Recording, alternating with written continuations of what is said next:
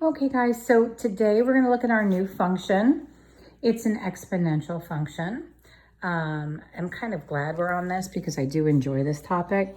This is kind of what it looks like where you will see that you'll get this little dotted line here. So that's a new feature you haven't seen before. But as it moves from left to right, you see an increase. And then in other cases, you'll see as it moves from left to right, it will decrease. So, but before we get into all of that, we need to get comfortable looking at what this function is and what an exponent is in general. So we know from our exponent work that we did before, and I'm just going to make this nice and easy for a second. If we have, let's say we have 2 to the 4th, 2 to the 3rd, 2 to the 2nd, 2 to the 1st, 2 to the 0, and then 2 to the -1, 2 to the -2, 2 to the -3. Like if you were to go and calculate these all out, you're going to get 16 here. You're going to get 2 times 2 is 4 times 2 is 8 here. You're going to get 4 there. You're going to have 2 here. Anything to the 0 is 1. Then we have 1 over 2. Remember, the negative exponent does not mean a negative number. It means 1 over that power, okay, as a positive exponent. So 2 squared would be 4 here.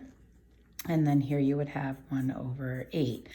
So now why is this important? Because as we look at this function, as your input becomes negative, like as we're going in, so if this is the normal, basic function, let's just say, okay, as this is moving closer and closer to negative infinity, it's going to get very, very, very, very, very small and be very, very close to that x-axis, but it's never going to touch it. So that is the introduction to this new word called an asymptote. And you'll note that it gets dotted, okay? So you'll see in a couple of sketches that I did, it's dotted. You'll see in a couple of graphs that gets dotted. And it's kind of helpful too when you're doing transformations with this because you can see how far up or down the whole thing is shifted based on that. So now let's look at some of the other features that are here. So the parent function is output equal to, A will always be the y-intercept. And then it's going to be times whatever the base is, and that's going to be raised to input. So if it's negative, positive, whatever it will be. Now, this base factor lets us know whether or not we're going to look at something that is called growth, which means as x is increasing, the function's output is increasing. Or might be decreasing, meaning starting up high, and as x is moving along, the values of y are getting smaller and smaller and smaller. And that happens when that base factor is actually less than 1, but greater than 0.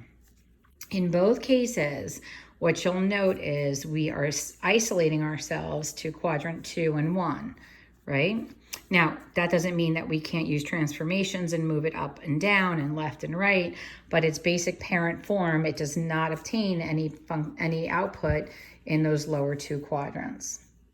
So for us to get comfortable with this, I just want us to understand what like the domain and the ranges of it, and then see if we can sort of build out the equations. That will be the goal for today. And then what we'll do is we'll look at some transformations and some applications, okay? So what I'm gonna ask you to do is just kind of learn with me here a little bit. So if we look at this function right here, if we were going to name it, like if I was gonna give it a name, I would have to gather some information about its points. So I'm gonna take a screenshot here. And this will all kind of come together in a couple of activities that you're going to do. I'll try to write neatly. Unfortunately, I left my stylus at school. All right, so we are going to try to gather enough information here to write this function and then consider its domain and its range. So the first thing you want to note is that they're telling you it's exponential. So you know you're going to have the y-intercept, and then you're going to find the base factor and you're going to raise that to the x. So we're going to try and find that information out. So the first thing I'm going to note is I see an asymptote, okay? I do see I'm crossing at the 1. So my first part of my equation that I know for certain is that the a is a 1, okay? And now I have to look and see what's going on. So I'm going to build this little chart out here. So I know that when x is 0, y is 1. And then if I look at the graph, I see when x is 1, y is 2. And when x is 2, y is 4. And when x is 3, y is 8. And that's about as far as I go. And I hope you guys can see those points there. I mean, they're like right there and right there and right there. Okay? Now, how does this help me? Well, first of all, whenever x is 0, you're on the y-intercept. So that helped us out with this. Now, let's change color for a second and let's look at the actual change. Now, this is considered over equal intervals. When you are increasing by the same amount every time, so in this case, we're increasing by 1, and it's exponential, what you're going to see is a factor, what they call an R, a ratio. And in this case, the ratio is 2. Because if you multiply 1 times 2, you get 2. And 2 times 2 is 4, and 4 times 2 is 8. So the R in this case is 2, which means the base in this case is 2. And we're going to raise it to the x. Okay? Now, to be certain that we're right, I'm going to go into our graphing calculator, and we're going to put this in. So we're going to go into y equal to, and you're going to put in 1 times, and you don't have to do the 1, but I just want to get you guys comfortable seeing it. And we're going to raise it to the x, okay? And then we're going to go check it out. Now, it looks like I'm in, I was doing some sort of application the last time, so I'm going to go to Zoom 6. Zoom 6, so we can get a better look at it. Okay. And there it is. Now let me go and see if the table is the same. And there it is.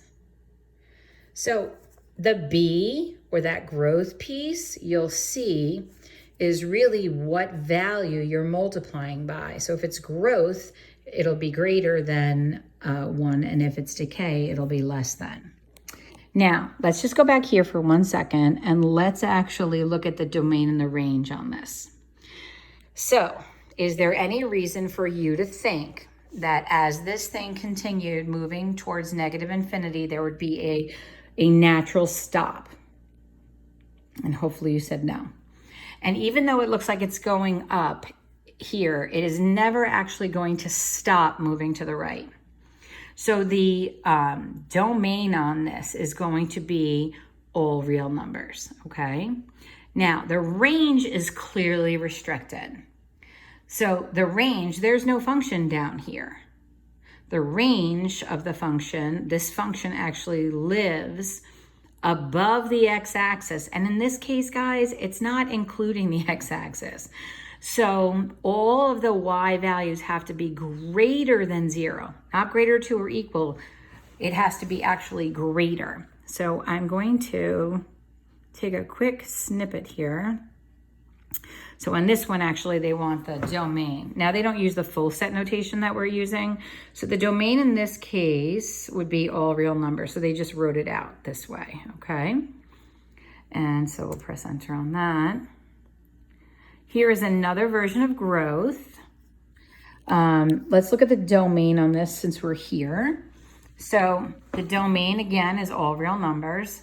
On this function, guys, domain is always all real numbers unless it is an actual context-based problem where there's a natural stopping point or something has been altered to create a stopping point in the function.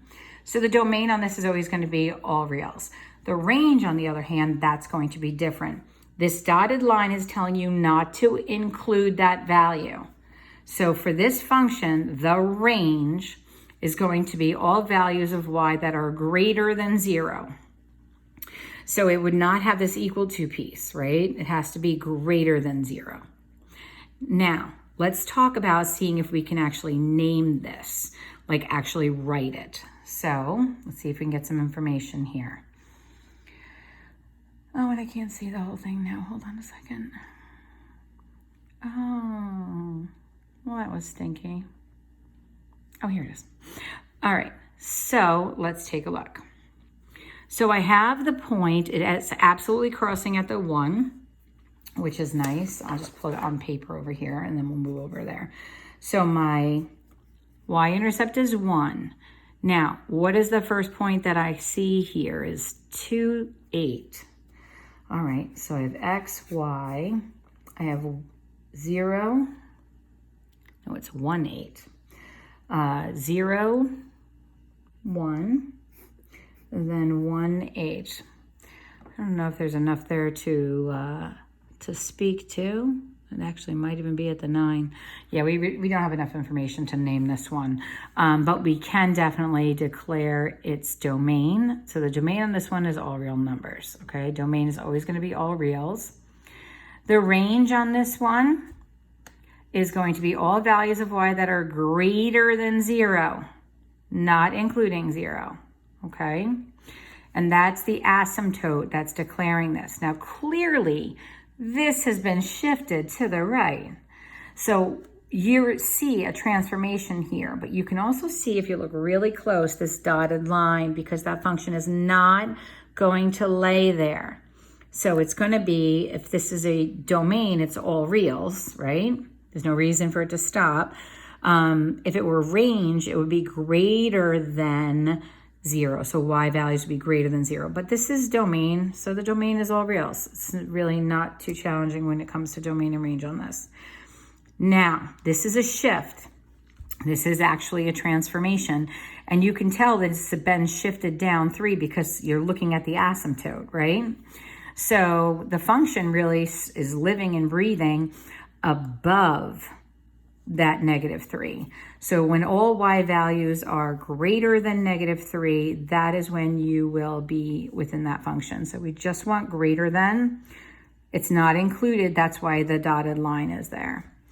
So I'm kind of hoping that you get a general idea. The domain of this function is all reals. That's no issue there. Domain and range now. So domain is all reals, and the range in this one is down at -3. This is still growth, noticing as it moves to the right, it's increasing. So this is going to be all reals, and then the range will be all values that are greater than -3.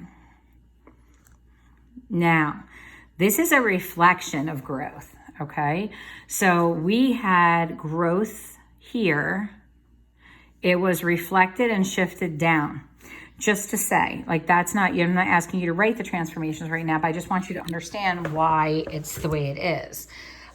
So let's take a look. So domain is always going to be all real, so we can kind of bounce these two guys out of the picture. And because of the way the transformations have shifted this function is living below -2. So all values of y that are less than -2. All right, so I'm hoping that you guys will cruise kind of along with this. Another little shift. You can see the domain is all reals, and the range will be all values of y that are greater than 2. So we don't want the inclusive piece because it doesn't include it. It never actually will hit that x-axis, okay? So I think you guys will cruise through this part fairly quickly. All right, so I'm going to pause here for a minute.